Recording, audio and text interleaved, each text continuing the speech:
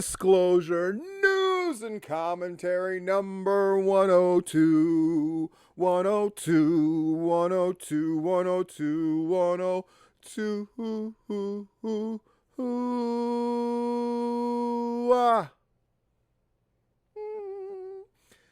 Figure of your imagination, and you could get a bad boy like this one. Won't be as pretty, because it won't be me. Damn, good looking. How you doing? Boy, the prep work that went into this one. This video, and then I did a separate video, and that's all going to get thrown in here. I love it. It's crazy. It's nutty. What can you say? For those that asked, yes, I am going to cover, I'm looking at it on my television right now. It's getting ready to start in about 45 minutes.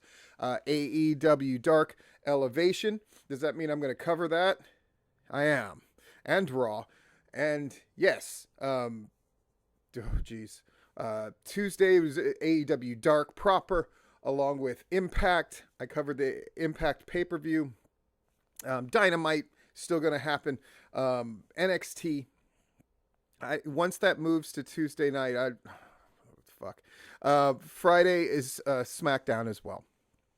And somebody asked if I could cover the NWA pay-per-view or whatever it is on Fight TV on Sunday. Possible. We shall see. I have a big weekend plan. My kids are on spring break. So I have them for the second half of the week, and I have something big planned. It's a surprise to them. Awesome.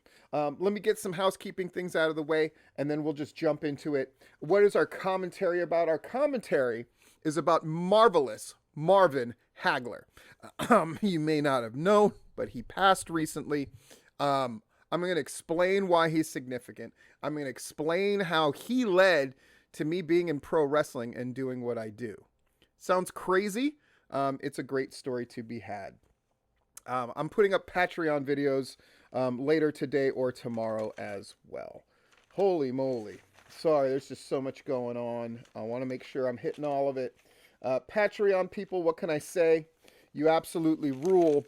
Jeez Louise. Sorry, it's just so crazy. Why do I got so much shit? Oh, hell.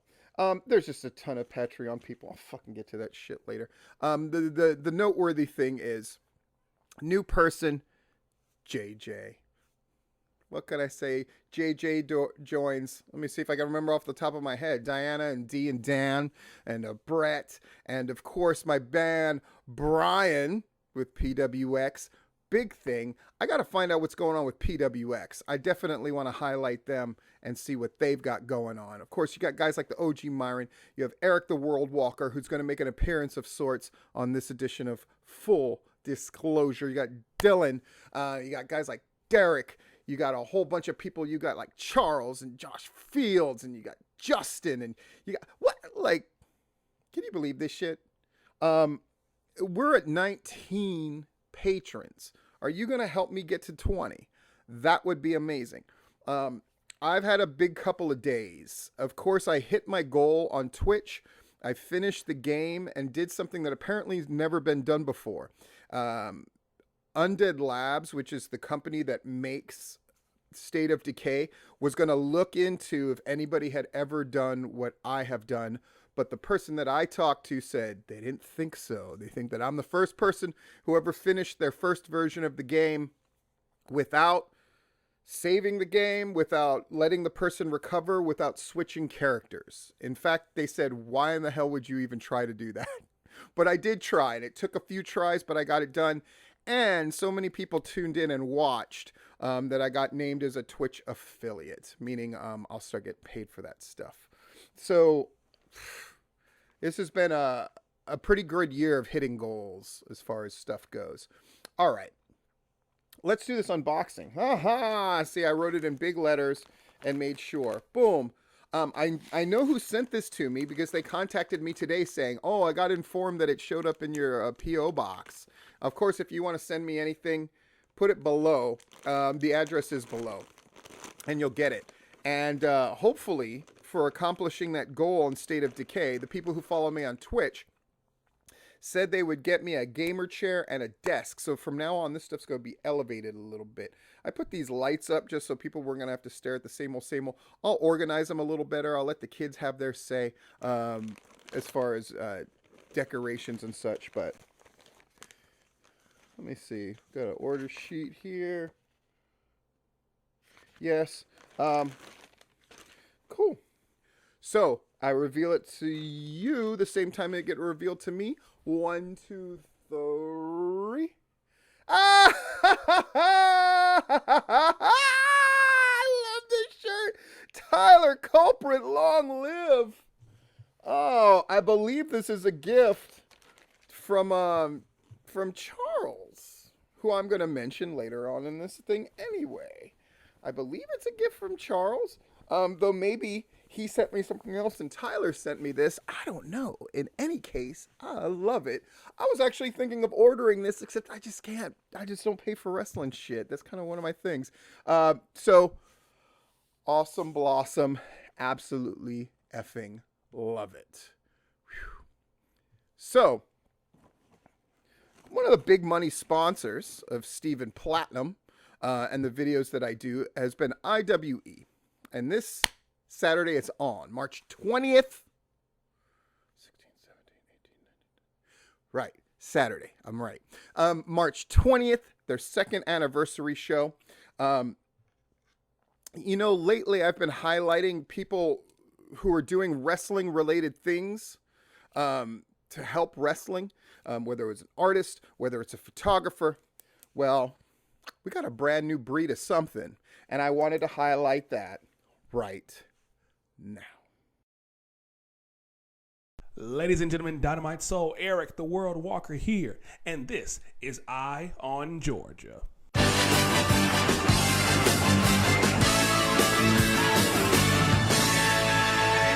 Welcome to Eye on Georgia, where I take the hottest shows and put them front and center on the world stage. Today, we're talking about the IWE second anniversary show, March the 20th in Augusta, Georgia. And I mean, look at this card. Well, not this card, this card. Now, I think we have an honest contender for GWH's Show of the Year on our hands. I mean, let's run it down. First off, we have Reagan Fire versus Miranda Alize. Two young ladies who I think, when this is all said and done, could be in the contention for Female Performer of the Year. Next up, we have the IWE Tag Team Champions, the Ugly Ducklings versus Viva Las Amish. Now, I'm very familiar with the Ducklings' work. They've been doing their thing up and down the Mid-Atlantic. Viva Las Amish, they're new to me, and I'm hoping they can bring it because I know the Ducks will. Quack, quack. Next up, we have Josh Magnum versus Hunter Young. Two guys with tremendous upside, and I think the sleeper hit of the night. Next up, we have Sean Legacy versus MLW's Hammerstone. Now, Sean Legacy is fresh off a 3-month hiatus due to a shoulder injury. The guy was on a hot streak before it happened, all over Georgia, but he's facing down a massive challenge in MLW's Hammerstone. Now, I know they say reports are supposed to be unbiased, but you know what? When does that ever stop me? Sean Legacy is extremely talented, but I always got to go with my boy Hammerstone. Next up, you have a potential GWH Match of the Year candidate with Verity Morales and David Ali. Now, both of these guys have been on a hot streak. David Ali winning titles all over the place. Verity Morales showing up everywhere, having some excellent outings on AEW Dark. This right here is a potential Match of the Year candidate. These two are the hottest things going in Georgia right now. Keep your eye out. Next up, a match that needs no introduction, but I'm going to do it anyway. AC Mack versus Logan Creed. Now, folks across the world, there's a reason why these two guys occupy the top spots every year for Georgia Wrestler of the Year. When I say that this match, doesn't matter where you see it, when these two are involved, it's going to be good. You are going to get your money's worth just off this match alone. There's a reason why they're considered two of the best. Look it up. And last but certainly not least, you have a match that has Ring of Honor implications.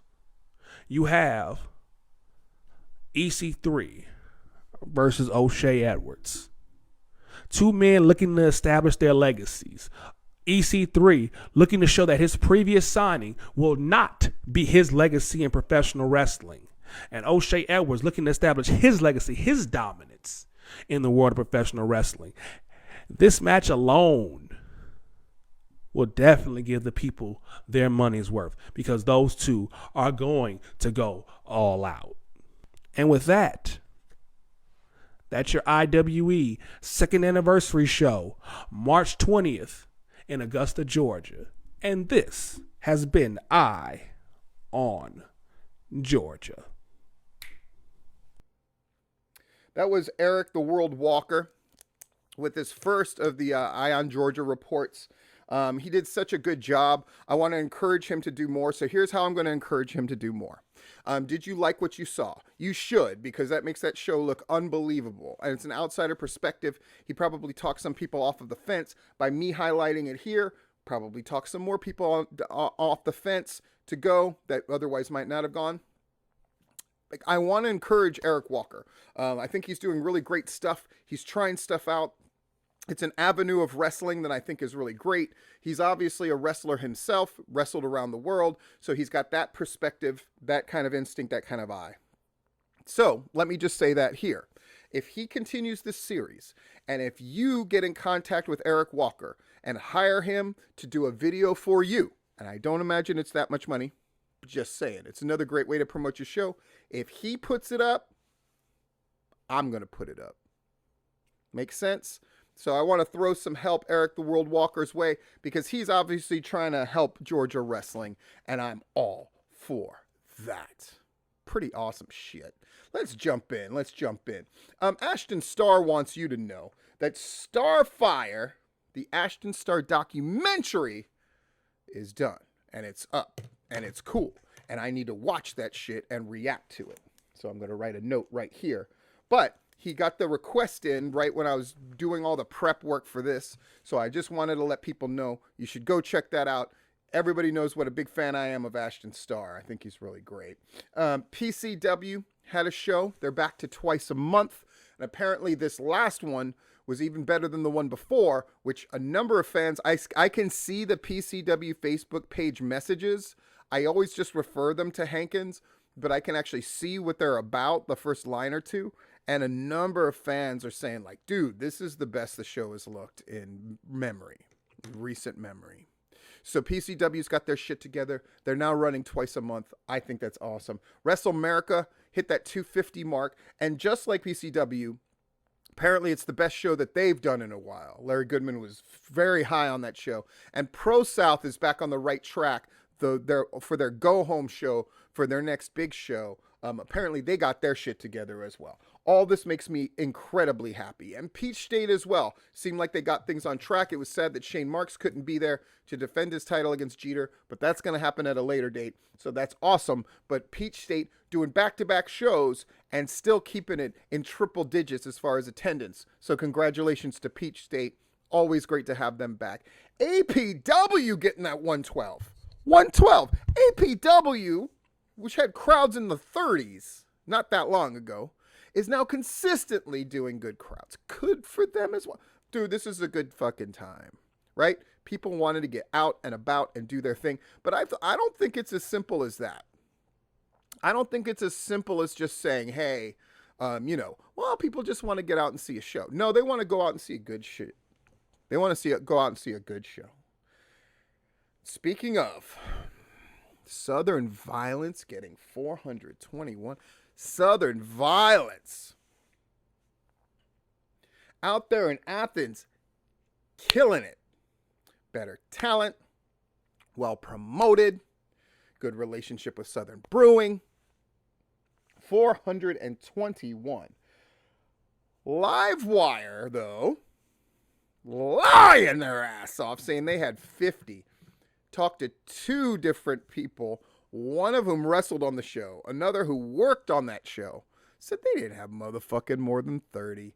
Livewire, why you lying? Rant. Why are you lying about a shitty number like 50? I guess 50 sounds better than 30. No, it doesn't.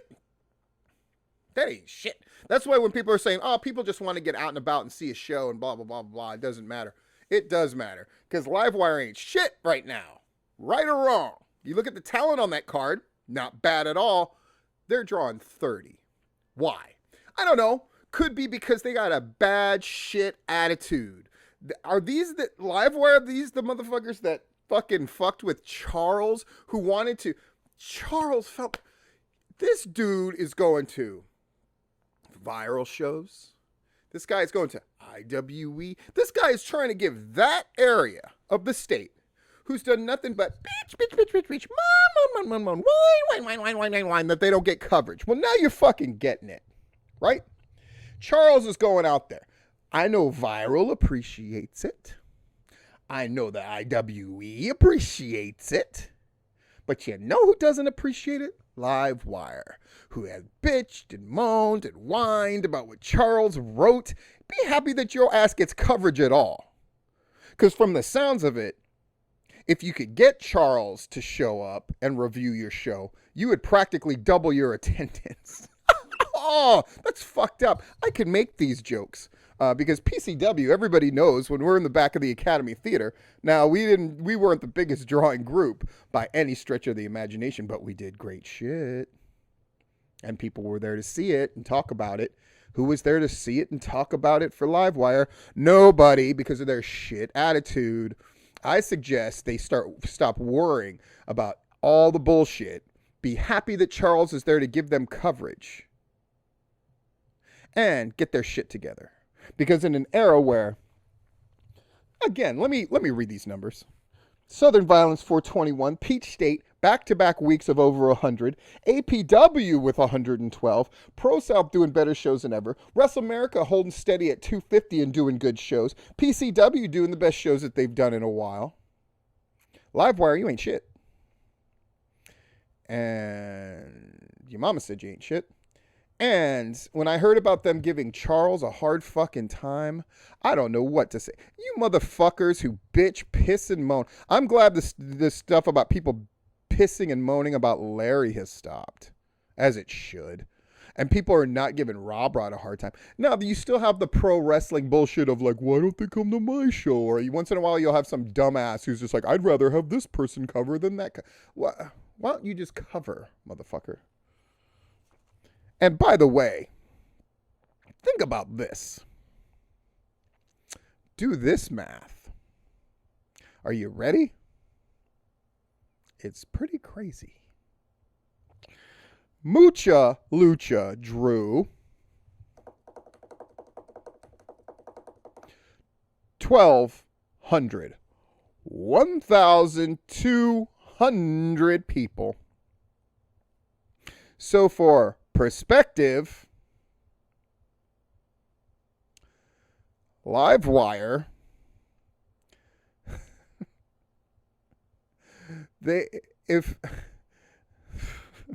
Livewire drew 2.5% of what Mucha Lucha drew. Is that right? Yeah, 10% of 1,200 is 120. They got a fourth of that. So yeah, 12.5% Livewire to Mucha Lucha. Now, is drawing the exclusive province of whether a show is a good one or a successful one? Of course not. And you know who's saying that more than ever? Probably Gary Lamb, who's just going, holy fuck, Southern Violence 421, Larietto 500, right? KLT now consistently drawing above 400. And Southern Honor is back in that mix. But Folks, we're in a different stratosphere right now. And Mucha Lucha going monthly now from here on in.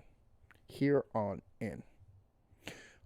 What are they going to be able to do? How are they ever going to be able to maintain it? I'll tell you this, with their fan base, it is not hard to imagine them becoming a weekly consistent thing, a regular part of people's routine. And if people want to diminish it as, oh, it's just luchador, fuck you. That's a pro wrestling show that draws 1,200 people. I mean, for people that want to dismiss it, my 3 biggest wrestling paydays that I ever got. Number 2 was a mask versus hair thing that I did in Mexico. Do you think I don't consider that like my second highest payday because it was for a lucha promotion in Mexico? The fuck are you talking about? I consider that awesome, right? And it was technically my biggest payday where I was part of the main event. So I love it. If you want to know how much I got paid and you're a patron, I will tell your ass. I will tell your ass. Let's talk about this Danny Cage thing. So we're up there with the Monster Factory. They were doing their show. Somebody said something along the lines of, oh, why don't you go back to Africa, to an African-American wrestler. And Danny Cage stopped that, came out with that microphone and told him that was not cool. And he didn't want to hear that shit. And gave his freaking phone number so people could text him if they wanted to. Danny Cage is fucking nuts in a great way. So people are immediately, of course, very polarized. Most people in strong support of Danny Cage, as would be expected. What do I have to say about it? I guess my take is pretty simple. His motherfucking show, and if he doesn't like something, he'll motherfucking let you know. Is it how I would have handled it? No, I've handled things in a way more inappropriate manner. Let me just name 3 off the top of my head. So in Porterdale, actually I can name more than one. In Porterdale, there was this fan. He's a late 20s, I would guess. And he was just constantly yelling and fucking kind of ruining the experience for a bunch of people. So I literally just walked up to him and I said, can you just shut the fuck up, please, and quit ruining this shit for everybody? And I made him really sad. That's one time. Another time, a dumb fucking fan approached one of the goddamn wrestlers in the parking lot after the show and put his hands on him, like grabbed him or some kind of bullshit. So before the next show, I found that asshole and I grabbed him by the throat and I pinned him against the wall and told him to fucking knock it off. And then another time, a fan was pointing at one of the wrestlers, the heel wrestlers, and poked him in the eye. I don't know if by accident or purpose or what. All I know is I grabbed him, dragged him over the rail, and threw him into the locker room. So,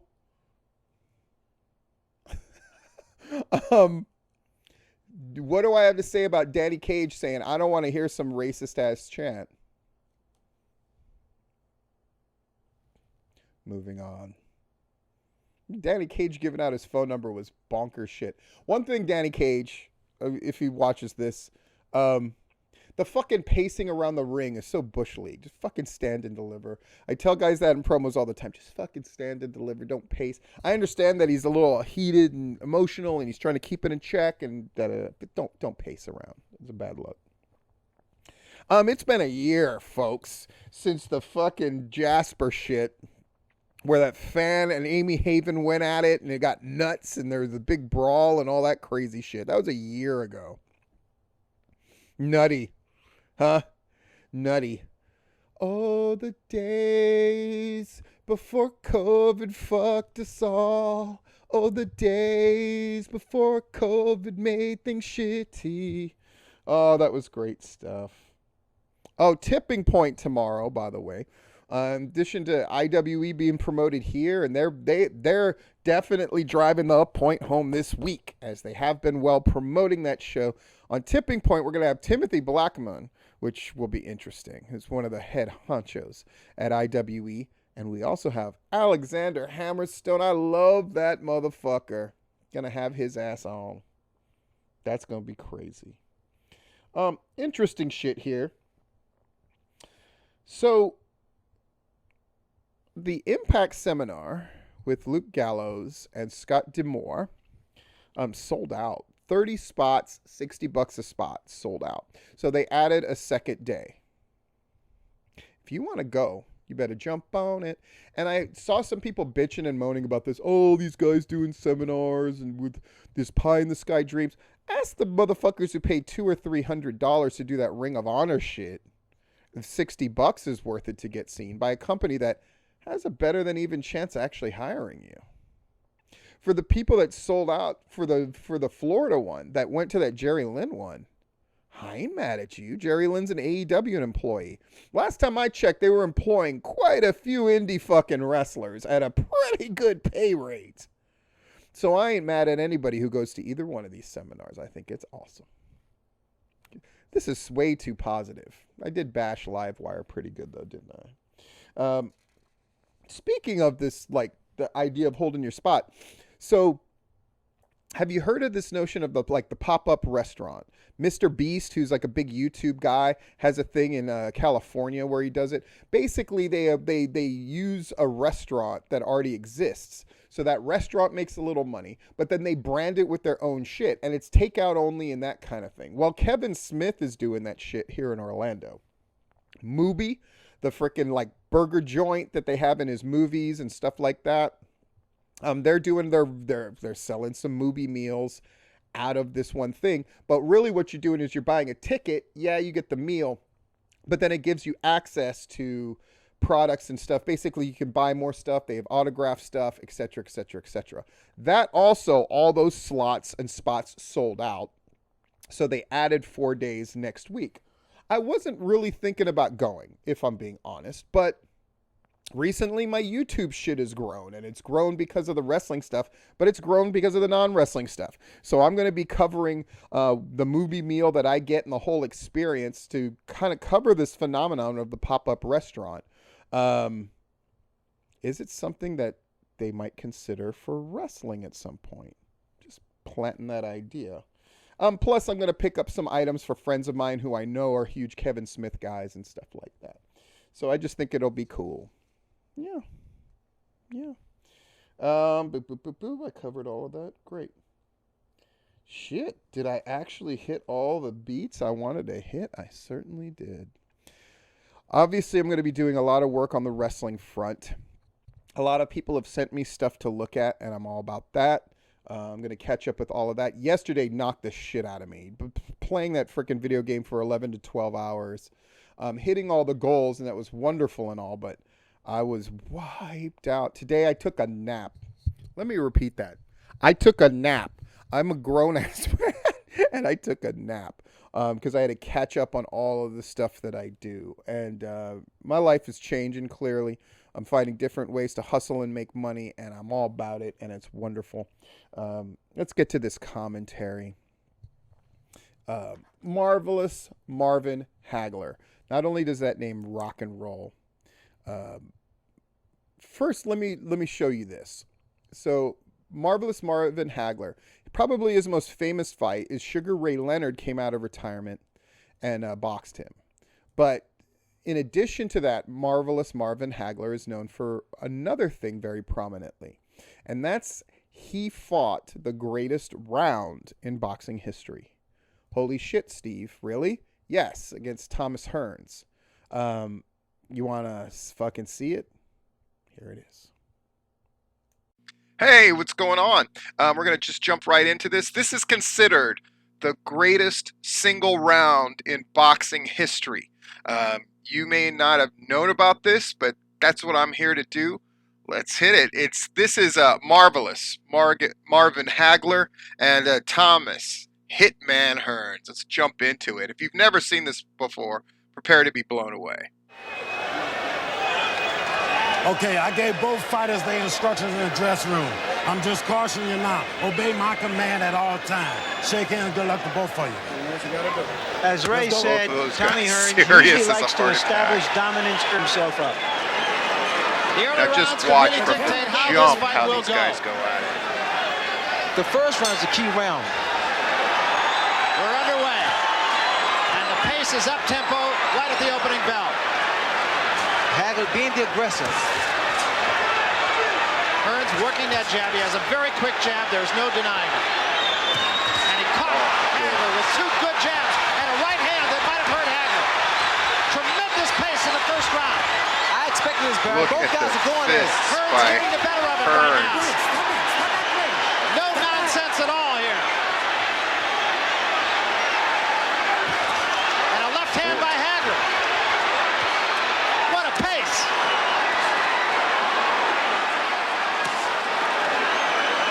You know, both the guys just winging shots, so whoever gets caught in the chin. Oh There my was a gosh, little I mean, down. they're Left landing hand by these Hagler, shots, and they're it's hitting still each other Hearns straight up. flush, And a right hand. but they're just Both determined men not to have back felt the up. wrath of the other. And the referee His legs a little jumping shaky, in, but unsteady. quickly getting out of the way. He wants to see it too. And a left hand by Hearns. Threw that off his back foot, though. Look at this referee, by the way.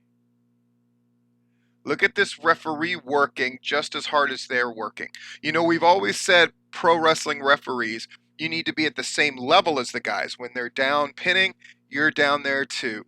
When they're in the submission hold where they're close to the mat, you're down there with them. But look at the energy level of this referee also matching the energy level of these guys. And this is boxing. This is not pro wrestling, but watch how good that looks. There's the short right.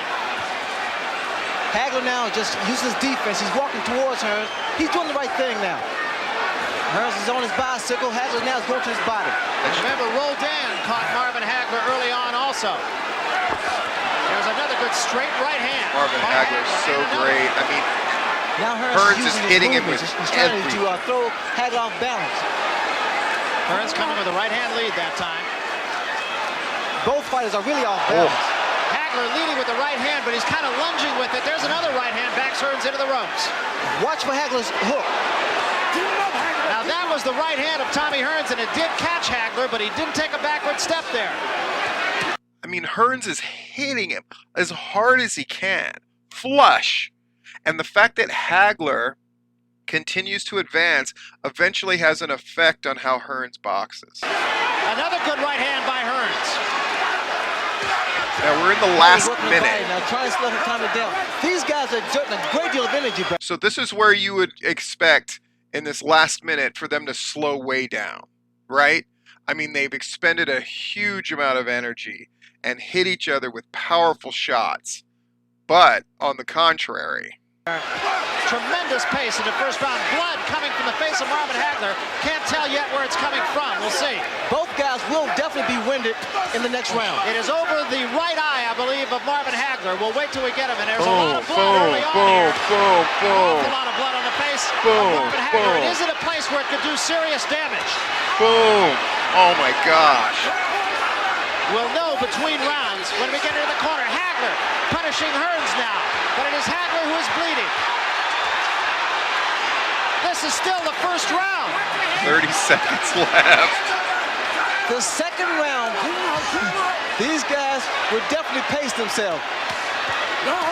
There has been no boxing at all, just fighting here. Just slugging. Blood. There has been no boxing at all, just slugging, just fighting. Great call. On the face of Marvin Hagler again. We Boom, can't boom, quite boom. tell where it's coming from Boom, while boom. Hagler continues to dish out punishment.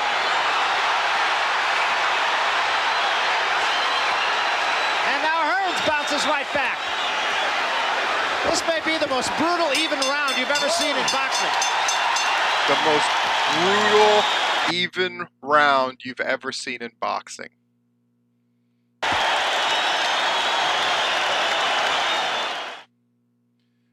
Woo! Pretty badass. Pretty badass. No, not pretty badass. It's badass. So how did Marvin Hagler, by the way, rest in peace. You know, I don't really go out of my way to talk about people who have died for the most part, but Marvin Hagler, that one hit me, and here's why. My father taught me boxing, and My father was just a kind of a raw bone tough dude. And there was something about Marvin Hagler my father just loved. And I remember there was just a ton of hype behind Marvin Hagler and Sugar Ray Leonard. And my father was really excited. And I remember he was a lawyer. So he had like yellow legal pads, and he gave one to me, and he took one. And he said, I want you to score the rounds with me. And so he taught me how boxing scoring worked. And I remember thinking how cool that was, right? Oh, wow. Like, this fight means so much to my father that he wants me to like learn how to score a fight and stuff. So I watched it with a different kind of eye. I'd had a little bit of boxing training, and like most people, I thought I knew more than I did, but I'd had some boxing training. And now I had a little bit of guidance from my father of how to score a boxing round. And we watched the Sugar Ray Leonard and Marvin Hagler fight. Now, Sugar Ray, let me just say this. That motherfucker lost the fight. However, he won the fight on the judges' scorecards. And he did it with this really great strategy of basically fleeing for the most part. And then at the end of the round, he would just go in and flurry. Now, Sugar Ray Leonard, by the standards of he wasn't like the hardest hitter by any stretch. Think, it's not dissimilar, right, to Money Mayweather, right? But Sugar Ray, he would go in and he would flurry at the end of the round. So that was the last thing the judges remembered. And I remember, so I scored appropriately, and then the fight ended, and my father was mad that Marvin Hagler lost that fight. He was mad because he was like, he tricked those judges are supposed to know better. He was mad. But I remember my father and I comparing our judges' scores, and both of us had the exact same score. We had, whether it was like 10-9, 10-8, whatever, blah, blah, blah. We had actually gone down the line and had the exact same score. I remember thinking how amazing that was. And then my father talked about that fight, and he never dwelled on stuff like that. But I remember we had like these discussions about the fight, and I thought it was so cool. And he sort of talked about the story of the fight and how great it was and how good it was for boxing. And because my contention was always like heavyweight boxing mattered here and other kinds of boxing just didn't matter as much. And he goes like, see, that's just a narrative that you've gotten in your head. And that got me thinking about pro wrestling. And I remember after that fight happened, I started taking pen to paper because I always did like rebooking stuff. Because in Hawaii, we got to watch a lot of different kinds of wrestling. Hell, we got All Japan and New Japan. And we got like the 7 hours on Saturday like y'all did. And we got AWA. And we had Polynesian wrestling. And of course, Crockett, Jim Crockett Jr. Mwah, right? Crockett was my favorite. And we watched WWF as well. In fact, my friend Dylan, we used to watch on the phone. And we both agreed in a very similar way that like Crockett was the best wrestling, but we watched all of it. I watched all of it. I watched WWF. I watched Glow. I watched whatever the fuck. If it was pro wrestling, I was watching that shit. And, but it was after the Hagler fight, this idea of like putting pen to paper. And instead of scoring wrestling matches, I would rebook stuff. And I did it actively. Because then it just became normalized. Putting pen to paper. Really studying stuff. But what is this commentary about exactly? It's this. Marvin Hagler was part of the greatest round in boxing history.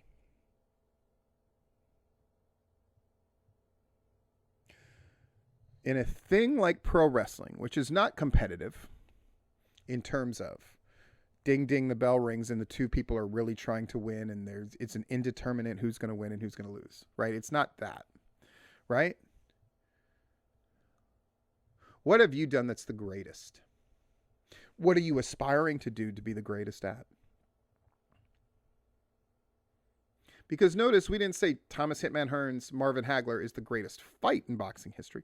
Just the greatest round. I say just, but who the fuck wouldn't want to have that title? Yeah. So what can you do better than anybody on a larger scale or even on a smaller scale? What can you do the best? Do you even think that way? Or do you just think, if I just keep saying I'm the best, I'm the best? I'm glad that people are very proud when they win a Georgia Wrestling History Award. I'm glad when people are mad that they didn't get nominated for something and they make some hay out of it. That's great. But being great, being the best, it's something that, if I'm being honest, I've always not shied away from, but I was afraid to go for anything. But then I've recently, in my old age, and I'm 49 now, finally realized, like, why not set the goal and hit the fucking thing? Why not say last year, with my fundraiser thing, even though millions of people play Marvel Contest of Champions and do this particular arena, if I practice it and I study it and I try, I can get number one in the world. And it took years. It took 4 years of doing it before I hit it, but I hit it. And then this last year, I said, I always set this goal of hitting $1,000 to raise, and I've only gotten to about 600, and I've never done it. I'm going to just keep pushing. And guess what? I did it. And this thing with State of Decay, it's like, I'm not a young person on Twitch, right, who's playing the newest, hottest, coolest game. I'm a guy who's playing a game that's like years old. But the shtick is I don't know anything about it, and I just jump into it blind. And then I find some kind of weird nuance to do. And maybe, probably, I did something that no one's ever done with this game. So I ask again, how are you the fucking greatest? How are you the fucking best? And if you've never set that goal, I'm challenging you to set it now. I don't care if I'm going to have the best fucking lockup. I'm going to have the best fucking headlock. I'm going to work on that shit. And then I'm going to incorporate it in. I don't care if it's the best headlock, shoulder tackle, drop down, leapfrog, hip toss. I don't fucking care.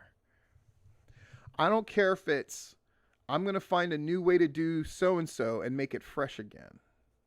If you're not trying to do, not just in general be great, I'm talking about picking something and fucking have it be the greatest.